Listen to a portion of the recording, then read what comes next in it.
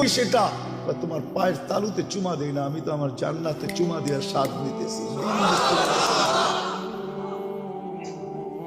দিন দিছিলেন এটার জন্য। মুসা আলাইহিস সালাম জিজ্ঞাসা করছে আমার জান্নাতের বন্ধুকে, বলছে কসাই।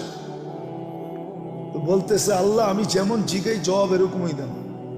আমি জিজ্ঞেসি জান্নাতের বন্ধু, আপনি ফট করে কয়ে দিলেন কসাই। কোথায় কসাই, কোথায় আমি? আল্লাহ বলে সিদ্ধান্ত এটা। বলছে ঠিক আছে অ্যাড্রেস দেন, যায় দেখি কি আমল করে। যায় দেখে হ্যাঁ কসাই।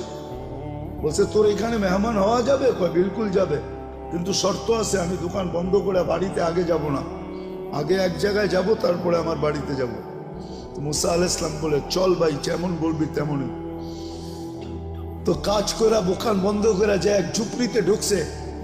খুনখুনে বৃদ্ধা যা রুটি তৈরি করছে, তরকারি তৈরি করছে। বৃদ্ধাকে বুকের উঠায়া, বুকে পিঠ বুকে লাগায়া নেওলা বানায় বানায় খাওয়াইছে। সমস্ত খেদমত করে যখন পরিপাটি করে শোয়া দিছে, কাজে এই যে পাশে আমার ঘর, চলো আমার ঘরে, তুমি আমার ঘরে মেহমান থাকবে।